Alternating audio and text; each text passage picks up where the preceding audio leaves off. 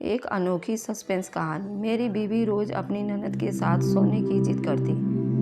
अगर मैं उसे कमरे में लेकर आता तो वह फूट फूट कर रोना शुरू कर देती। मजबूरन मुझे उसे ननद के कमरे में भेजना पड़ता। मैं काफ़ी परेशान था बीवी की इस हरकत से। एक रोज उसका राज जानने के लिए बहन को अपने कमरे में सुला दिया।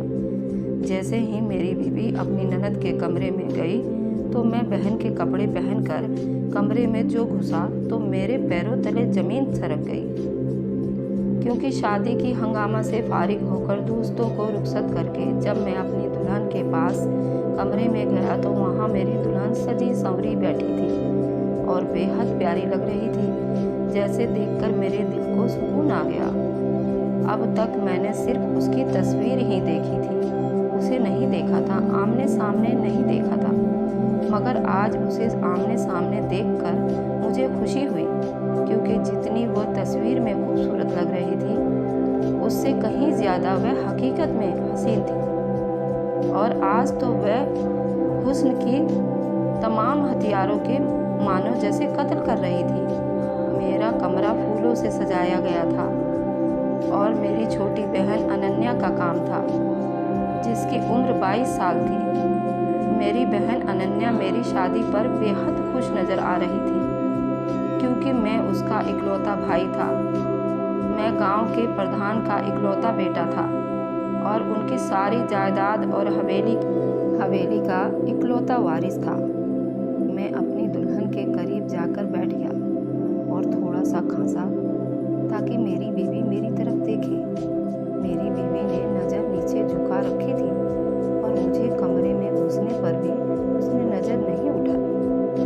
बहुत प्यारी लग रही हो तुम इस शादी के जोड़े में। मैंने मुंह दिखाई का हार उसके सामने रखते हुए उसकी तारीफ की। उसने एक पल को हार की तरफ देखा और फिर एक नज़र उठाकर मेरी तरफ देखा और मेरे हाथों से वह सेट लेकर सामने बैठकर साइड पर रख दिया। मुझे उसका ये अंदाज़ा बहुत अजीब लगा। किसी अनहोनी का एहसास होने लगा, क्योंकि वह बिल्कुल भी खुश नहीं दिखाई दे रही थी। मैंने सोचा कि शायद वह दुल्हन है, डरी हुई है या अपने मम्मी पापा को छोड़कर आने की वजह से उदास है। मेरे लिए अंदाज़ा लगाना मुश्किल हो रहा था, या फिर मैं अपने आप को दिलासा दे रहा था। दिल में मैं थोड़ी देर उसकी तारीफ की, फिर उसे अपनी फैमिली के बारे में बताया, हवेली के कानून बताए और इंतज़ार करने लगा कि वह आगे से कुछ बोलेगी। मगर मुझे मायूसी ही हुई, वह कुछ न बोली। उसका सर झुका हुआ था। रात काफ़ी हो चुकी थी। हवेली के सारे लोग सो चुके थे, सिर्फ हम दोनों जाग रहे थे। क्योंकि मैं दोस्तों के साथ रात देर तक वहाँ, मुझे आने में देर हो गई थी। कुछ तो बोलो तानिया, मैं तुम्हारी आवाज़ सुनना चाहता हूँ, देखना चाहता हूँ कि जिस लड़की का चेहरा इतना हसीन और खूबसूरत है उसकी आवाज़ कैसी होगी। मैंने उसकी तरफ देखते हुए फरमाइश की, तो मैंने बजाय कुछ बोलने के उसने अपना चेहरा दोनों हाथों में छुपा लिया और फूट फूट कर रोने लगी। वह इतना रोए जा रही थी कि मैं परेशान हो गया। काफ़ी देर तक रोती रही और मैं हैरान परेशान सा उसे देखता रहता था। उसके उस तरह रोने पर मेरा दिल टूट गया। मैं उसके रोने की वजह जानना चाहता था, लेकिन वह चुप ही नहीं हो रही थी। बड़ी मुश्किल से मैंने उसे चुप कराया और पूछा कि क्या बात है, क्यों इतना रोए जा रही हो। मुझे मेरे घर वालों की याद आ रही है। बस फिर से रोने लगी तो मैंने अपना सर पकड़ लिया। मैं समझ गया कि उसे अपने घर वालों से मोहब्बत ज़्यादा लगाव है और इसलिए वह उदास है। इसकी बात सुनकर मेरे दिल को सुकून आ गया, वरना मेरे दिल में बहुत वैसे ख्याल आ रहे थे, कहीं वो किसी और को तो नहीं चाहती या पसंद तो नहीं करती, कहीं वो किसी और से शादी करना तो नहीं चाहती थी। लेकिन अब मैं समझ गया कि वह घर वालों की वजह से रो रही है। तो मुझे तसल्ली हुआ। मैंने उसे पानी पिलाया और उसे चुप करवाया। फिर आगे से उसने अभी फरमाइश कर दी। मैंने उसकी उस फरमाइश पर हैरान हो गया कि वह ऐसा क्यों कह रही है। इतनी जिद किया जो कोई भी दुल्हन नहीं करती, जो वो कर रही थी। मुझे अनन्या के कमरे में सोना है। उसने मेरी छोटी बहन अनन्या का नाम लेते हुए कहा, जो उसकी हम उम्र थी। मुझे हैरत इसलिए हुई क्योंकि अनन्या उसे उसकी किसी किस्म की दोस्त नहीं थी। हम लोग बिल्कुल ही दो अनजान फैमिली थे और हमारी भी आपस में कोई रिश्तेदारी नहीं थी। देखो तो तान्या, अगर मैं तुम्हारे अनन्या के कमरे में लेकर जाऊंगा तो सारी हवेली में शोर मच जाएगा कि दुल्हन अपनी ननद के कमरे में क्यों गई है। कुछ तो मेरी इज्जत का ख्याल करो। मैंने उसे प्यार से समझाना चाहा तो एक बार फिर से वो फूट फूट कर रोने लगी। उसके ये हालात देखकर मैं फिर से परेशान हो गया। मजबूरन मुझे उसकी जीत के आगे हार माननी पड़ी।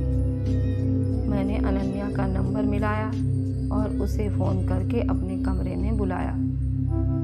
थोड़ी ही देर बाद अनन्या परेशान सी मेरे कमरे के दरवाजे से आ खड़ी हुई।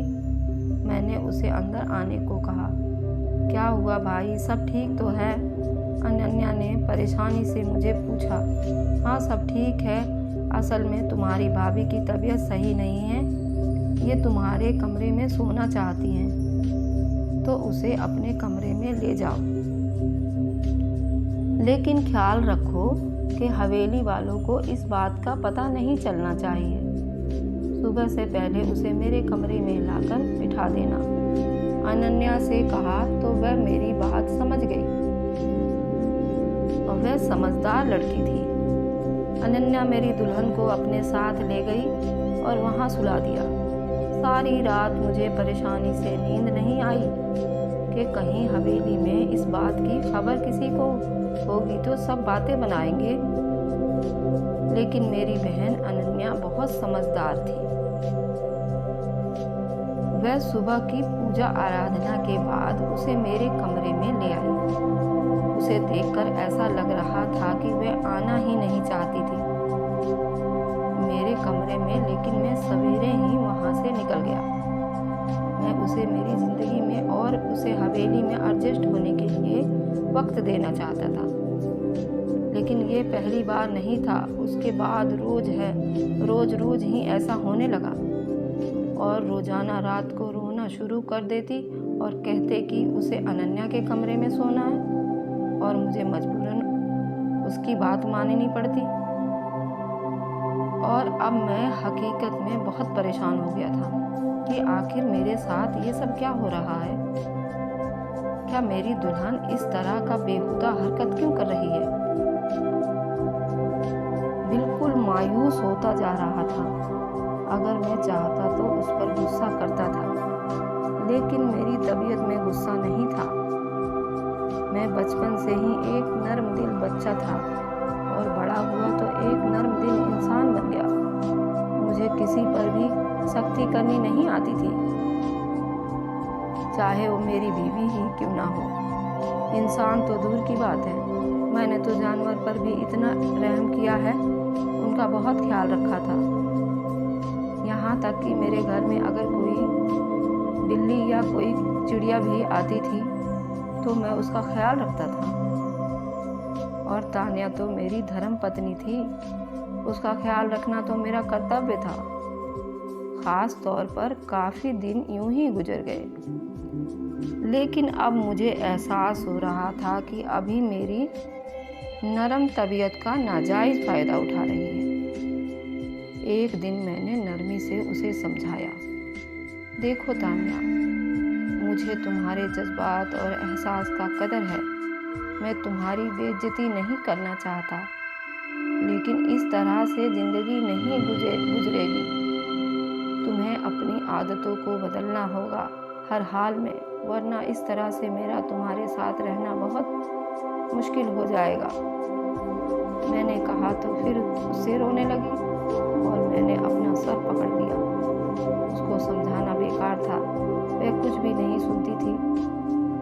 हर बात पर इसी तरह से फूट फूट कर रोया करती थी। मुझे कुछ भी समझ नहीं आ रहा था कि मैं क्या करूं। कोई भी ऐसा इंसान नहीं था जिससे मैं मशवरा करता, और कोई भी मेरे इस राज से वाकिफ नहीं था सिवाय मेरे छोटी बहन अनन्या के। लेकिन अपनी बहन से भी ये मसला डिस्कस करते हुए मुझे परेशानी हो रही थी। मैंने महसूस किया कि और उसकी इस हरकत से अनन्या भी बहुत तंग है, लेकिन वह भी एहसास रखती थी और उसे कुछ ना कहती थी। लेकिन उसकी प्राइवेसी डिस्टर्ब हो रही थी। लेकिन उसके कुछ दिनों बाद ही मैंने महसूस किया कि तान्या और अनन्या के बीच कुछ राजदारियां होने लगी हैं जिनसे मैं बेखबर था। लेकिन मैंने समझ नहीं रहा था कि उन दोनों के बीच कोई बात जरूर हुई है। अनन्या मुझसे छुपा रही है, लेकिन मैंने महसूस किया था कि अनन्या हर वक्त परेशान रहने लगी थी। वह मुझसे कुछ कहना चाहती थी, लेकिन कह नहीं पा रही थी। संकोच के मारे मैंने अनन्या से सवाल किया तो मैंने महसूस किया कि उसका चेहरे का रंग उड़ गया। नहीं भाई, ऐसी कोई बात नहीं है। मेरी और भाभी के बीच में थोड़ी बहुत दोस्ती हुई है, लेकिन उन्होंने अपना कोई राज मुझसे शेयर नहीं किया है। अनन्या अपनी उंगलियों को मसलते हुए बोली और वहां से चली गई। तो मुझे शक सा होने लगा। अब ये बात मेरी बर्दाश्त से बाहर हो चुकी थी। मैं उस राज को जानना चाहता था और उसके मामले की तह तक जाना चाहता था कि आखिर क्या माजरा है जिसने मेरी बहन तक को वाकिफ हो चुकी थी और मेरी बीवी ने मुझे नहीं बताया। अब मैंने एक फैसला कर लिया था कि मैंने एक मंसूबाबंदी तैयार करूंगा।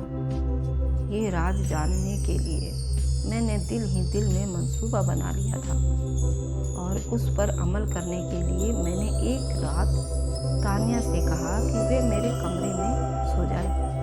आज मैं शहर जा रहा हूँ किसी काम से, लेकिन भाई मैं तो अपने कमरे में भी सो सकती हूँ। अगर आपका कोई परेशानी नहीं है तो अपना कमरा लॉक कर ले, अनन्या ने कहा।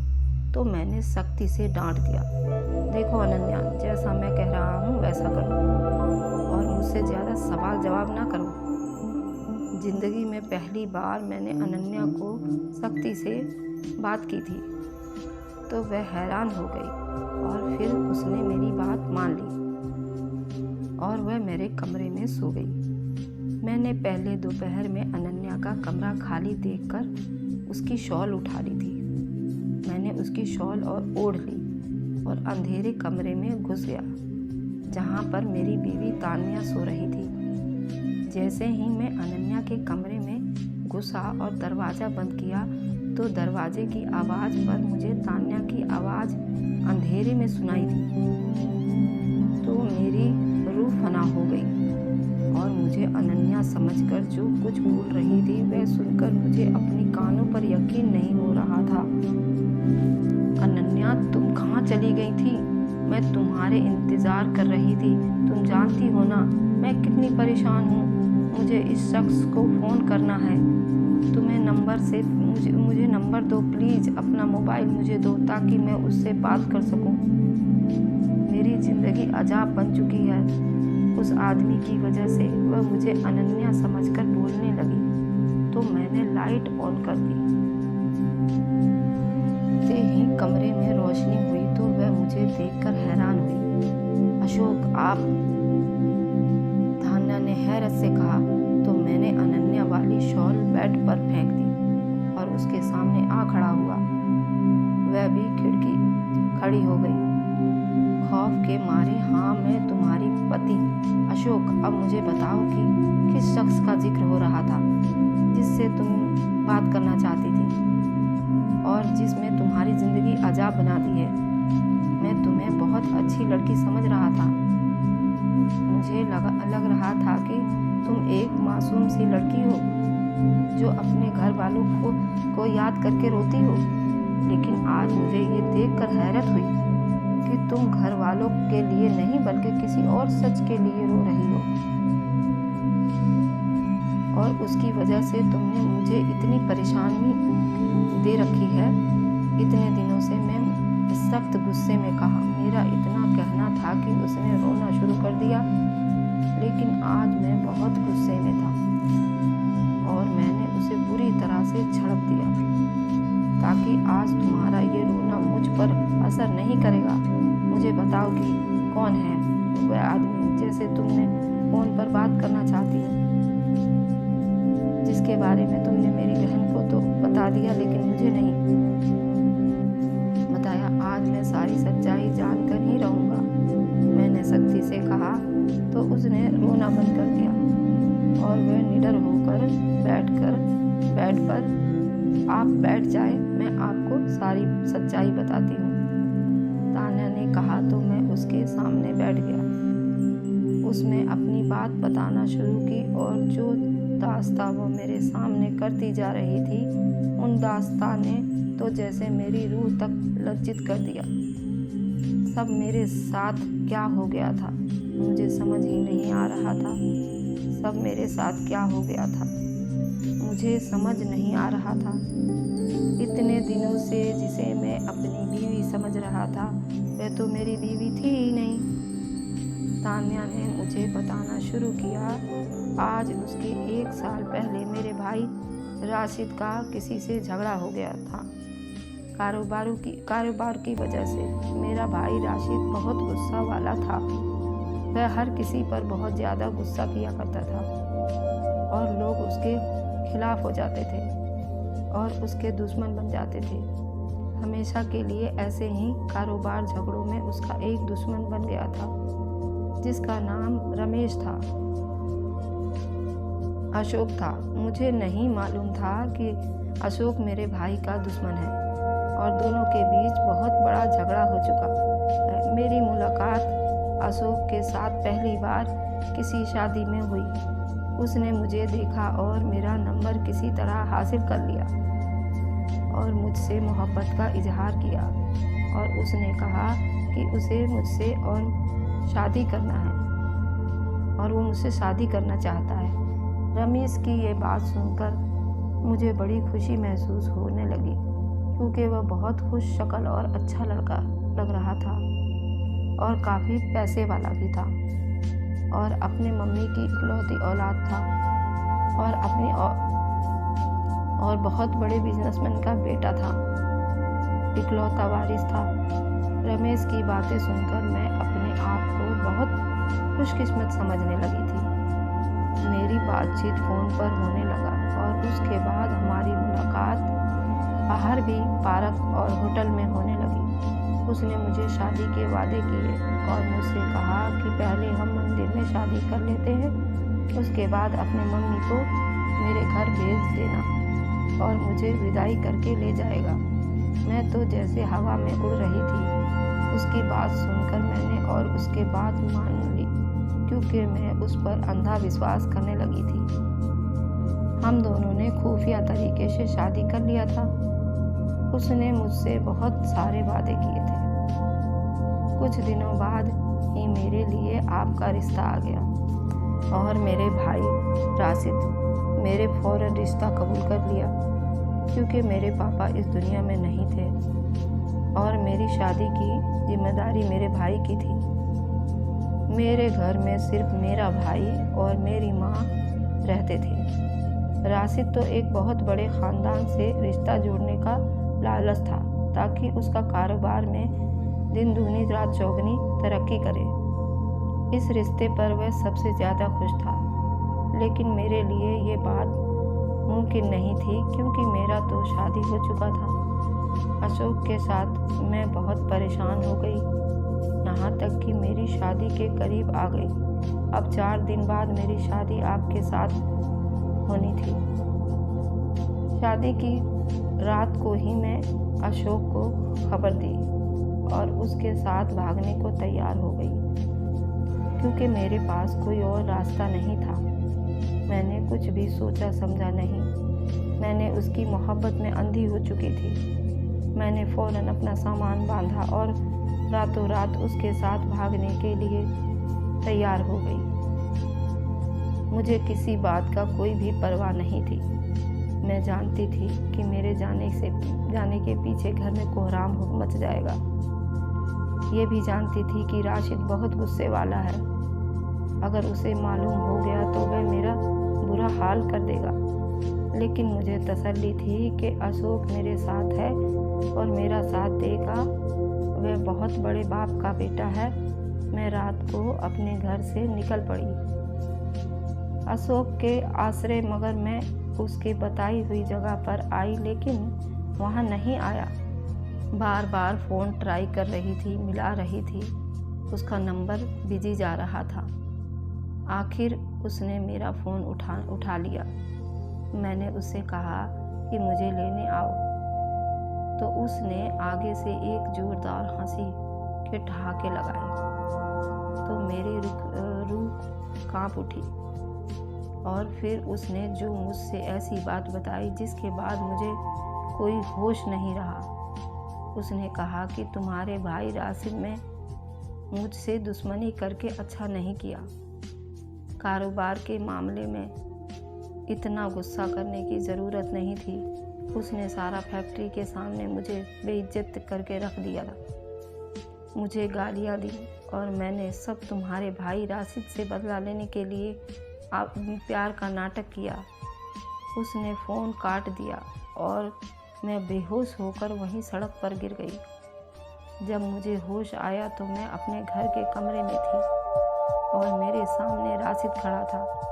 गुस्से से मुझे घूर रहा था। उन लोगों को शायद रात को ही मेरे घर छोड़ने की खबर मिल गई थी। रात कहीं अंधेरे में छोड़ने की खबर मिल गई थी। राशिद मेरी तलाश शुरू कर दी और मैं उसे सड़क पर बेहोश मिली और वह मुझे घर लेकर आया और वह मुझे होश में आने का इंतज़ार कर रहा था। तुम्हें कुछ एहसास है कि तुम्हारी शादी पर मैंने आधे शहर को दावत किया है? तुम्हें कुछ एहसास है कि तुम्हें मेरे साथ क्या करने जा रही थी? मेरी इज्जत का कोई एहसास नहीं? तुम्हें अब कमरे में ताला लगा देता हूँ और तुम्हारा कमरे से निकलना बंद है और तुम्हारे कमरे के आगे खुद ही मैं पहरा दूंगा। 3 रातों तक उसकी बात सुनकर मैं डर गई। उसने मुझ पर हाथ नहीं उठाया था, लेकिन मुझे धमकी दी थी कि वह मुझे मार नहीं सकता था क्योंकि मेरी शादी होने वाली थी और वह मुझे किसी भी किस्म का नुकसान नहीं पहुंचाना चाहता था। अपनी इज्जत बचाने के लिए उसने अपने आप पर काबू रखा। उसका पहरा देने वाली बात ने मुझे बहुत डरा दिया और मेरे पास सब कुछ उगलने के अलावा कोई चारा नहीं था। मैंने उससे सारी दास्तान बता दी तो वह एक बार फिर से गुस्सा हुआ। वह मेरा सबसे बड़ा दुश्मन है और तुमने उसके साथ शादी कर लिया और 3 दिन बाद तुम्हारी शादी है। उसका क्या होगा? राशिद गुस्से से पागल हो गया और अशोक के पास गया, लेकिन उसके घर जाकर मालूम हुआ कि वो अशोक तो दुबई चला गया है। ये सुनकर राशिद की हालत बहुत ख़राब हो गई। किसी तरह से उसने अशोक से दुबई में बातचीत किया। फ़ोन पर अशोक ने कहा कि मुझे तलाक दे देगा, लेकिन फ़ोन पर आमने सामने अशोक का वही गंदा मजाक उसने हंसना तेज किया। उसने राशिद की बहुत बेइज्जती की और तलाक देने से साफ इनकार कर दिया। अब मसला बहुत ज़्यादा बिगड़ गया था। अगर वह श्रीलंका में होता तो कोई मसला नहीं होता, लेकिन वह तो अब दुबई जा चुका था। नहीं था 3 दिन बाद हमारी शादी थी। फिर वक्त भी आ गया जब मेरा आपसे फेरे कराए जा रहे थे। शादी के कागजात मेरे सामने रखे और कहा कि इस पर साइन करो। उसने एक हाथ में पेन पकड़े हुए था और दूसरे हाथ में बंदूक उठाकर अपने गले पर रख दिया, यानी कि इनकार करेगी तो मैं अपने आप को मार लूँगा।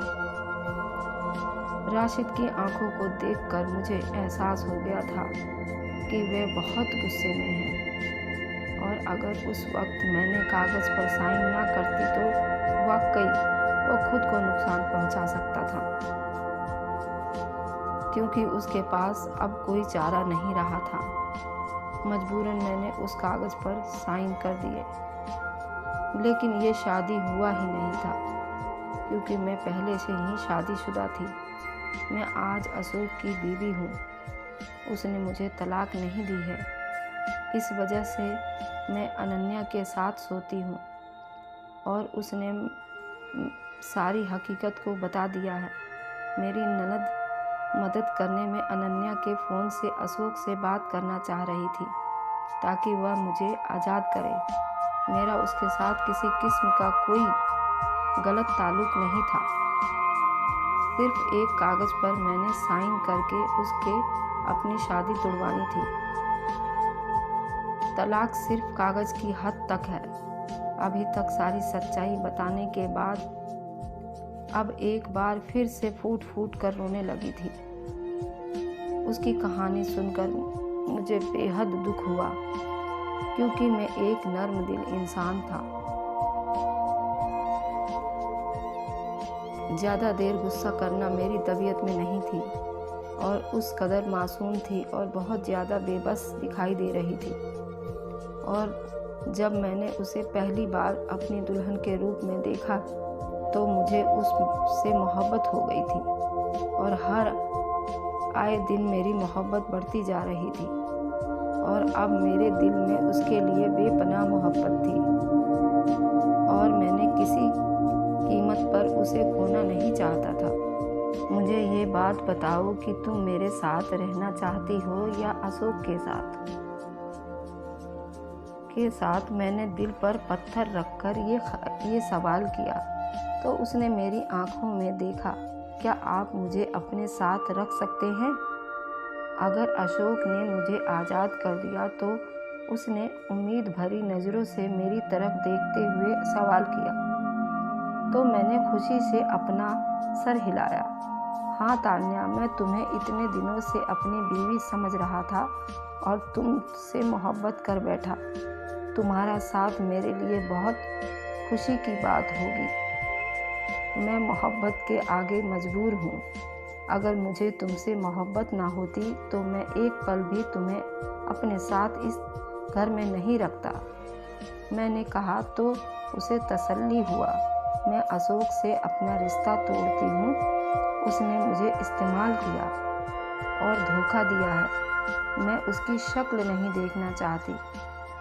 बस मुझे आज़ादी चाहिए उस बंदे से। जो तान्या की बात सुनकर मैं खुश हो गया। मैंने अशोक की तलाश शुरू कर दी और वह मुझे जल्द ही मिल गया था कि वह श्रीलंका वापस आ चुका था।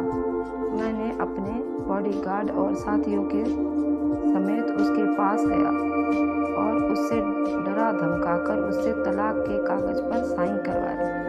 हम प्रधान लोग थे और हमारे रोब ज़्यादा और दबदबा देखकर वो वाकई में डर गया था और उसने तलाक दे दी और तान्या से उसका अब कोई रिश्ता नहीं रहा। मैंने उसी शाम तान्या से शादी की उस हवेली में। अब खुशियाँ भरी ज़िंदगी गुजार रहे हैं और हमारे जुड़वा बच्चे भी हैं। तो कैसी लगी कहानी दोस्तों, मुझे कमेंट में ज़रूर बताएं, और अच्छी लगी हो तो मेरे को like and subscribe. Bye bye दोस्तों, धन्यवाद। Thanks for watching, like and subscribe.